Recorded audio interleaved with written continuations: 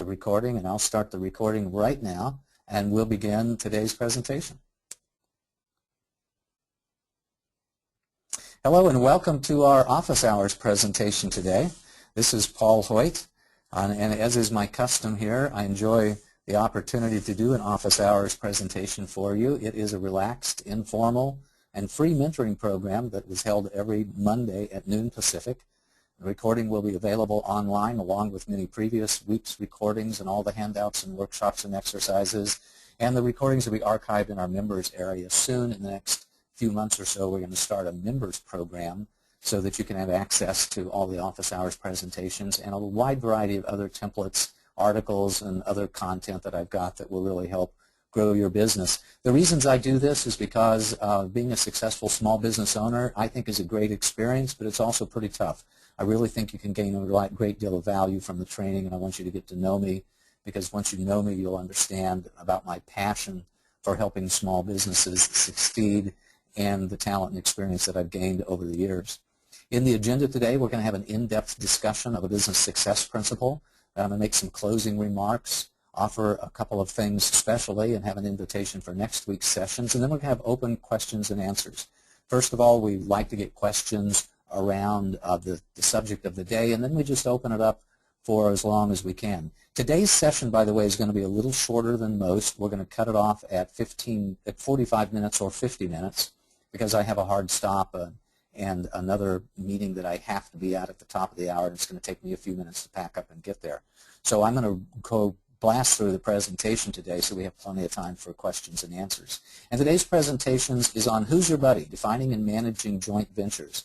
As I always do, I'm talking about the key performance areas of business. These are all the different functional areas of business, the areas of competency that you need to have in order to be really successful as a CEO. The joint ventures is square in the area of leadership, but it's also in the area of operations and administration. Because my number one success principle in the area of operations and administration is to form good agreements. And that's especially true when it comes to joint ventures, is making sure that you've talked through everything that needs to be talked through and then put it down in writing so that you can agree on who's going to do what and who's going to get what based upon the joint venture.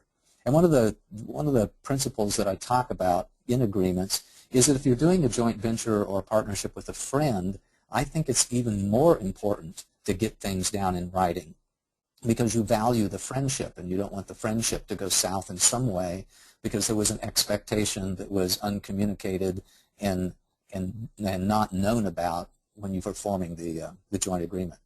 So the agenda today is we're going to talk about the many types of joint ventures for a couple of minutes, talk about defining your joint venture, then talk about implementing your joint venture, and then managing your joint venture long term. So there are a lot of different types of joint ventures out there. By the way, just so you'll know, I've given day-long workshops on alliances and partnerships and 90-minute presentations and 2-hour presentations. Today is going to be like a 20-minute presentation, so you're getting a brief version of everything that I know about partnerships and alliances. For a number of years, I worked for a company called Technology Channels Group in the Bay Area of California, and we went around to very large companies like Oracle and PeopleSoft and J.D. Edwards and CDW and NCR and Micromedia, and help them analyze and make improvements to their alliances and partnership programs. And these were $100 million, $200 million programs. So I learned a lot about joint ventures in that process, some of which I'm going to have an opportunity to share with you today.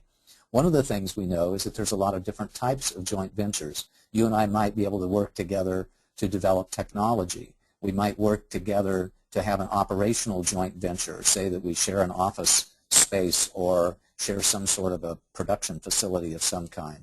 We may work together to deliver a solution to our clients together, providing a much stronger solution, a more comprehensive solution than either one of us can do just by our own. We may work together to market products. We may share a booth at a trade show. We may develop a joint seminar offering that allows us to market the products. And we may work together to sell each other's products. We may have a sell-through relationship where I enjoy a referral fee or you enjoy a referral fee, or the nature of our agreement is that I'm a distributor or an agent or a broker and purchase your products and put them in my warehouse and then sell them myself. So there's a lot of different areas for joint ventures. They really go across all of the different key performance areas of business. Be creative and think a little bit outside the box about who you can partner with in order to improve your capability of delivering a quality and valuable solution to your clients across all of the different areas of business. I could go into a lot of detail on each one of those, but we're out of time for that. So let's just move on and talk about the different types of legal entities. When it comes to joint ventures, you and I have a couple of choices. We may decide to form a separate legal entity for the joint venture, and that could be a C Corp, an S Corp, an LLC, or some of the many types of partnerships out there. And there are 5 or 6 different types of partnerships: general partnerships, limited liability partnerships, and a few others that we could form. We may decide to have a whole different legal entity for the way that we work together, or we may simply decide just to work together via contracts. And that's, by the way, is the most common thing to do, because it takes time and costs money to create a new legal entity, and you have to file tax returns, and there is business licenses and all kinds of things associated with that. The most common form of a joint venture from a legal standpoint is a contract. A simple contract between 2 companies or 2 individuals that specify the things that we're going to talk about when it comes to defining, implementing, and managing a joint venture. But know that you have lots of options, and once you define the nature of the agreement, then it comes time to talk to the attorneys about whether or not it's best to be done in the form of a contract, or whether or not it works okay to do that as a separate legal entity. Let's talk about defining your joint venture, because to me this is the most critical part of a joint venture, is really getting it right from the very beginning. We're going to talk about initial contributions and rewards. We'll talk about the ongoing contributions and the changes in equity and any sort of compensation that might come out of the ongoing contributions. And we'll talk about dissolution of that agreement too. And yes, when you define your joint venture, it's important to talk about how you might dissolve that venture. And we'll talk about some of the aspects of that here in a minute. First, let's talk about initial contributions and rewards. In initial contributions and rewards, it's very important for you and I to agree on what time we're each going to put into the venture, what money, if any, we're going to put into the venture, and what intellectual property we're going to put into the venture. And in return for that initial contribution of time and money and intellectual property, what would be our reward out on the other end? And those rewards can come in terms of equity, they can come in terms of compensation, they can come in terms of title. There's a lot of ways that we can get that out, but it's real important for us to both understand what you are putting into the venture and what I am putting into the venture, and based on those initial contributions, what percentage of the venture that we might own if it's a separate legal entity, and what sort of compensation that we might have. And I'm going to give you some examples of that when we get through here at the end of it. But this is most important for us to discuss as we go forward. And then we want to talk about the ongoing contributions. The ongoing contributions about the expectations, or mutual expectations about who's going to do what our roles and responsibilities are, and what level of performance that we are expecting from each other, and any sort of measurements of success. So you and I may decide to say, let's say that we're going to build a house together, and I'm going to put in my years of construction experience, and you're going to put in, $100,000 towards the building of the property. And as a result of that, I'm going to own 50% of it, and you're going to own 50% of it. But my expectation, your expectation over time, may be that I perform the role of the general contractor, and that I'm expected to stay within budget. And the way that we're going to measure our success has to do with the time that it takes to construct the property, and the money that it takes to construct the property, and maybe the sale price of the property. All of those things need to be discussed before you and I go into a joint venture that involves the construction of a particular house or some sort of a building of some kind. We also want to talk about changes in equity over time, because you may have 50% to start and I may have 50% to start, but depending upon performance goals and measurements of success, that may change over time with stock or option grants, with the ability that I may have to purchase additional equity, or other kinds of exchanges in equity. And let me give you a quick example of that one as well. Let's say that I decide to hire somebody for my business. I'm going to hire a marketing firm to work with my business. And as a result of this kind of a joint venture, because we're going to do something other than just a straight fee for service, we want to both put a little skin in the game. You're going to get a little money, but you're also going to put in a little time. My expectation is that we're going to have so much revenues and so much profitability based from your marketing programs. And if that's true, then you have the opportunity to purchase an equity position in my company, or I will grant an equity position in my company based upon your successful contributions over time. So you may not just get compensation in one form, you may get compensation in terms of a change of equity over time. Another thing that's important to discuss is the compensation program itself. How much share of the revenue you might get. You know, do you get 10% of the revenue or 5% of the revenue? If I'm going to reimburse you for any expenses that you might have incurred in fulfilling your obligations and your roles and responsibilities under the agreement, whether or not you're going to get a fee for service, any sort of commissions that you might enjoy, and any sort of salaries and draws that you might enjoy going forward. So the ongoing compensation based upon level of effort and the roles and responsibilities that you have, it can take a lot of different forms here. It can be cash and it can be equity compensation based upon your contributions over time. And it's also important for us to talk about a dissolution of services. I know this is kind of uncomfortable to talk about, but any great partnership, especially if there's a separate legal entity involved, it's really quite important for you to talk about the dissolution of services as well. And that dissolution of services can take a lot of different forms. It can take the form of departure. What if one of us just decides to leave? What if one of us has the misfortune of passing away? What if there's a disagreement, an unresolved or irreconcilable disagreement between the two of us? There may be things that we put into a contract, especially in terms of a buy-sell agreement that we put into there. And what about disability? What if someone is no longer able to perform their obligations ongoing? What do we need to do in the case that somebody is not able to do that, not because of their best intentions or lack of effort, but because they're just physically not able to do that? Or some sort of a dysfunction. What if we agree over time that, hey, this just isn't working out, neither one of us are getting what we want to out of it, or it's just no fun anymore? What if we just agree that we want to separate? What do we do then? And the last one I really wanted to have in terms of a D, but I couldn't do that, just a buy-sell agreement. Buy-sell agreements are very common when there's a legal entity that's formed as a partnership in between any two parties. Now, each one of these principles, by the way, can also be taken into a contract when there's not a separate legal entity. So in contracts, there's oftentimes termination for convenience clauses or termination for cause clauses in case that one party is just not fulfilling on their contract, or there's just an agreement between the two parties to dissolve. So when that happens, it's important to have those serious discussions up front so you can agree on things about how the company will be valued and about who's going to do what over time. Another D that might have gone in here, by the way, is divorce. Sometimes if one or more of the partners has the unfortunate situation of getting divorced, that can necessitate changes in the corporate structure, because if the spouse of the divorcing partner may make a claim on some of the assets of the business. So you need to be sure that you've talked about that as well, especially, again, if it's a separate legal entity.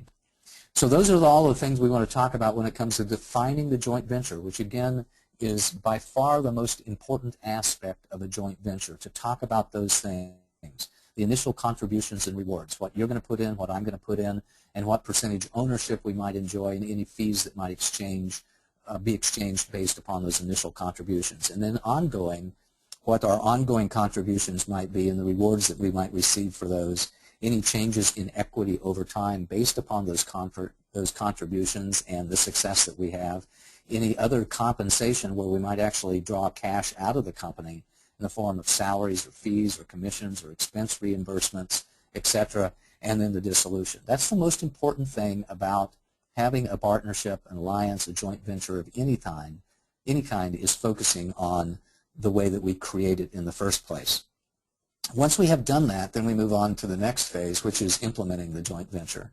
And when we implement the joint venture, and all these things typically are talked about in the design phase, but we execute them in the implementation phase. That's when we actually exchange products and information. That's when we actually exchange training with each other. That's when we mentor each other or support each other so that we can both live up to our expectations and fairly perform our roles and responsibilities. That's where we set our schedules for accomplishment, schedules for work, schedules for payment, schedules for all kinds of stuff is in the implementation of the joint venture. And that's where we actually begin to prepare to launch the alliance. In other words, get into market and do the thing which we've agreed to do together. So after we've designed it, then we go through an implementation phase where we're prepared to actually launch. And when we launch the agreement, then comes the management of the agreement, the management of the joint venture itself. That's where we might agree to report to each other, especially if one person is managing all the operations. There would be some sort of an agreement to report to the other party about expenses and about financial reports.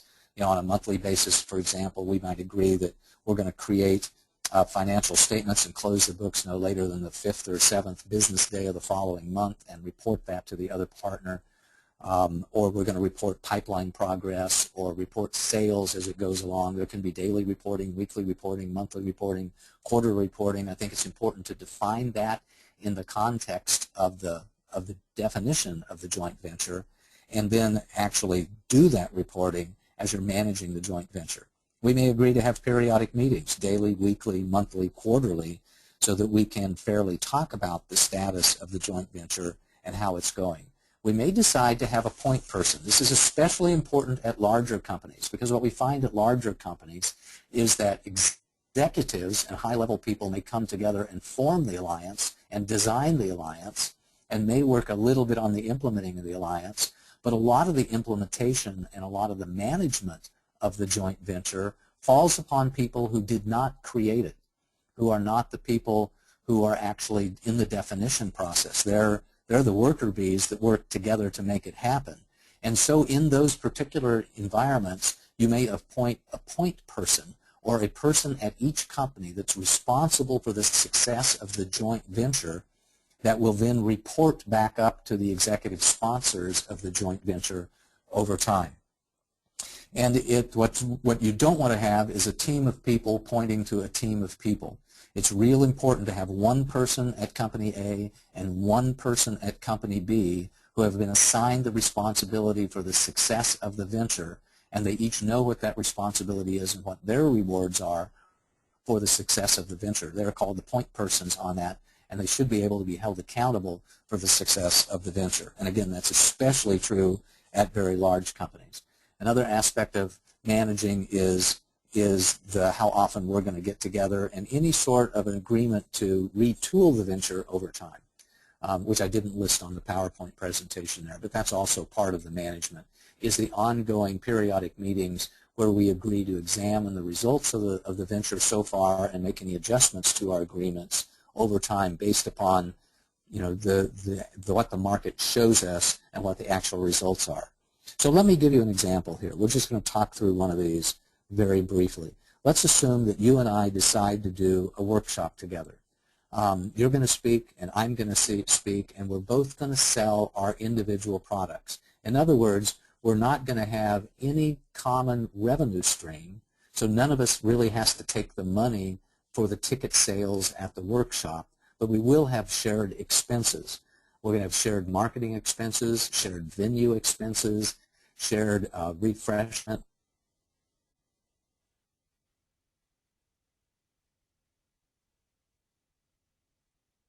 But we're not going to have revenue that comes into another company. So there's no point, by the way, of having a separate legal entity here.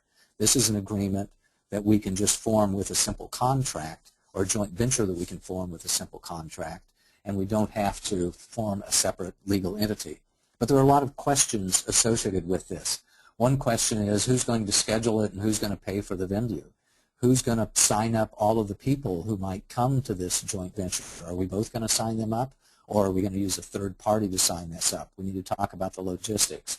We need to talk about the logistics of who's going to take the money at the end of it. If I sell my products, do I take the money? If you sell my products, do you take the money? And how are we going to get square with each other at the end of it for the expenses and the revenue that we might enjoy? And which one of us is going to speak first and which one of us is going to speak second? So those are just some simple examples of things that we might talk about if you and I decide to form a joint venture. So here's your homework and here's your exercises. I want you to make a list of the joint ventures you have or you would like to have, because it's critical as you grow your business over time to have skill when it comes to forming joint ventures. It's critical to have the skills about defining them, implementing them, and managing them over time. So think about the ones that you have or would like to have and go through the joint venture worksheet that I'm going to provide on the website tomorrow when we get up this recording of the presentation. If you have a sense of urgency and need one right away, you're welcome to send me an email or give me a call and I'll shoot it out to you right away. But use this as a discussion guide and as a guide to forming an agreement whenever you have a joint venture opportunity. And by the way, one of the principles that I have that I haven't talked about yet is I think it's real important for you to talk through with your joint venture partner all of the things that we discussed, and then once you have a letter of agreement or a document of agreement, then you turn it over to the attorneys to make sure that it has all the appropriate legal language around it. So first form the agreement, well first have the discussion, then form the agreement, and then turn it over to the attorneys. And I'm optimistic that this joint venture worksheet is going to help you as you talk through all of the things that you need to talk about in the context of creating a joint venture. So we're going to have open questions and answers here in just a minute or so with comments and questions on the topic of the day and then any other issues that you have. I've been talking the last couple of weeks about the possibility of rescheduling these calls. If it's going to be helpful for you to do that, or adding an encore presentation at a different time might be helpful, please go to paulsurvey.com and give me some feedback there along with suggestions for future office hour presentations. We've had some comments about noon Monday not being a great time. We'll probably change the time, by the way, after the first of the year once I get the feedback from you folks. Also, I want to extend again an invitation to join my tribe on Skype. We interact periodically, and I'm there to help you out anytime that you like. And I encourage you to study the Business Survival Bootcamp, to learn about the key survival strategies, business complexity profiles, watch the other office hour recordings, and purchase and study the Beyond Business Survival program. That's my CEO training program. That's really what you need to know when you're the CEO to help you avoid those mistakes that will slow you down or shut you down. And I'm confident that's going to be worth $10,000, $20,000, $50,000 or more almost every time that you go through this. So I'm really proud of this program. I'd like to see more and more people get the program. I also provide a lot of services. I'm available for group coaching, private mentoring, strategic plans, business plans, and financial models. My programs start as low as a couple of $100 and then go up depending upon what's necessary for your business. I'm also available for radio interviews, webinars, teleseminars, and I've got a really nice affiliate program in place here. The new year's almost in place. 2013 is almost gone. We got 3 more weeks to go or less. So time to think about strategic annual planning and goal setting. In the month of January, I'm offering the Annual Action Plan Workshop for the first time ever on Saturday, January the 11th and Saturday, January the 18th. It's going to be a full day of planning so you can get your 2014 goals established and then take those into quarterly goals and then into monthly goals for the next 90 days to really give yourself a jump start on achieving what you would like to achieve in 2014. So contact me if you're interested in that. I think you can go to annualactionplan.com, and annualactionplan.com in a short period of time we'll have up the information on that program. You've got about 4 or 5 weeks before we actually do that. Your kind words are greatly appreciated, so connect with me on Facebook, LinkedIn, and or Google, or just send me an email to paul@paulhoyt.com. Next Monday, I haven't decided on a topic yet, so please let me know via your questions right here, your comments in this particular webinar, or go to paulsurvey.com or just send me an email and let me know. Watch the Business Survival Bootcamp in the meantime and do your homework. Now let's move into questions and answers. Again, first I'd love to have questions or comments on the topic of the day, which is who's your buddy forming great alliances and partnership. And you can go to paulsurvey.com or contact me at paul@paulhoyt.com, or my telephone number is 415-997-8001. Again, I am at a conference. I'm at the CEO Space Conference in Lake Las Vegas, Nevada. I have a hard stop at about 10 minutes to, so I can shut down my computer and get ready to go to my lunch meeting at 1 o'clock, followed by a presentation on the arts and science of creating business plans, which starts a little bit later on this afternoon. So thank you for your patience in letting me go through that. I'm going to open it up for questions now and ask my good friend Audra and the support team if we have any questions. Hey, Paul. Yes, we do. We have a couple questions. Yeah.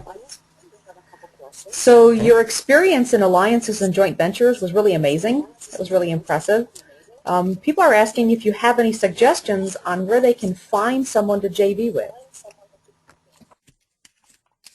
Well, as we talked about joint ventures, we first started about the different types of joint ventures. So there's technology partnerships and operations partnerships and delivery partnerships and sales partnerships and marketing partnerships. So the first thing that you want to do is figure out, what's your area of need or what's your biggest opportunity. For example, what a really substantial joint ventures a lot of times happen around the areas of marketing. You want to go to a trade show, but the trade show costs $10,000. So you would like to share a booth with somebody. And that way you can share those expenses and maybe you can both go to the trade show. So in that particular case, you would want to find a marketing partner who essentially has the same customer base that you have but delivers a complementary product. The Executors is my marketing team. It might make sense for us to have a marketing joint venture where we do a day-long seminar or we go to a trade show because we essentially have the same audience, the same customer base, which are marketing partners. Or one of my favorite sales trainers is Eric Lofholm. He teaches sales training. I teach success principles in all the other areas of business. It might make good sense for us to have a marketing joint venture where he speaks and I speak, and we each sell our products and services, or we have a bundled offering of some kind. So it really depends on how you want to move your business forward, and especially if you see opportunities out there or challenges out there.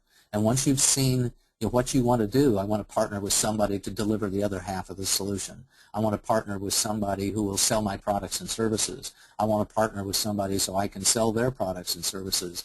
Then it starts to come a little bit more into focus as to who we would look for. And by the way, one of my common pieces of advice that I give people is whenever you form any joint venture, or where you're looking for a contractor, or if you're looking for an employee, first try to figure out for yourself who that ideal partner would be, or employer would be, or contractor would be. What would be their characteristics? How big would they be? What their experience might be? What their time commitment might be? What sort of money or intellectual property they might bring into it? And then go look for your ideal partner and measure your potential partners against that ideal partnership or that ideal partnering person, and then make a decision as to who you want to partner with based upon how closely they come to matching your ideal as a partner. Same thing goes, by the way, for contractors. Same thing goes for employees. To first define the job, then define the qualifications that you're looking for, and then solicit invitations and rate the qualifications and the experience against the job description and the roles and responsibilities that you've already defined. Next question, Audra. So somebody says they want to have a JV with a good friend. Should I still sign a contract with them? And if so, how would you start that conversation so I don't offend them? Because, I mean, we're friends, right? We shouldn't need a contract or... I think that's the old way. I've seen that before, and that worked in 1850 when we were going to sell a horse, and I was going to sell it, and you were going to buy it, or I was going to plant the crop, and you were going to harvest the crop. And the world wasn't big on agreements. It wasn't near as complex. But over the last couple of years or so, I've begun to take the exact opposite approach when it comes to relationships between friends. And that is that if you and I are friends with each other, then it's even more important for us to have thorough discussions up front to make sure that we both have a comfort feeling that we've talked through this before we get started in the venture, because you don't want 3 months, 6 months down the road to have somebody say, wow, I thought you were going to do that, and no, I thought you were going to do that, and I thought you were going to put in an extra $5,000, and no, I didn't ever have any intention of writing another check. I mean, it's important to do that, again, because we value the long-term relationship tremendously enough to talk through everything. So my encouragement to you is to over-communicate if that's at all possible. Get to the point to where you've talked about enough sufficient detail to where you're both comfortable that you've got 80%, 90% of all of the situations addressed before we ever go into agreement with each other. And I think that's especially true in the case of forming a new legal entity. If we're forming a new legal entity, by the way, any attorney that helps you form that new legal entity will talk to you about the importance of talking through any sort of dissolution clauses before you even jump into the agreement. The death, the departure, the disagreement, the dysfunction, the divorce, and all of those unfortunate things that it's real important to talk about. Believe me, you'll be glad that you talked about those things, because no business opportunity ever unfolds without a challenge or two, and you owe it to yourself and your friend to be as much as possible on the same page before you start down a road which is most likely to be somewhat rocky. Hopefully that was helpful. That was Audra, really helpful. Next question, please. So what are your feelings regarding arbitration? I've heard it's a nightmare and very expensive. I'm a favor of really a three-step process. Number one is mediation, and number two is arbitration, and number three is some sort of a trial in case of any dispute out there. Arbitration clauses in contracts are things that I use all the time. But yeah, they can be unfortunate, and yeah, they can be ugly, but gosh, they're not near as unfortunate, expensive, and ugly as a jury trial or some sort of a trial between a judge, because arbitration, it's a much cleaner, simpler process. That's a good question, by the way, for an attorney. That's a little bit outside my experience. I'm confident that it depends upon the nature of the agreement.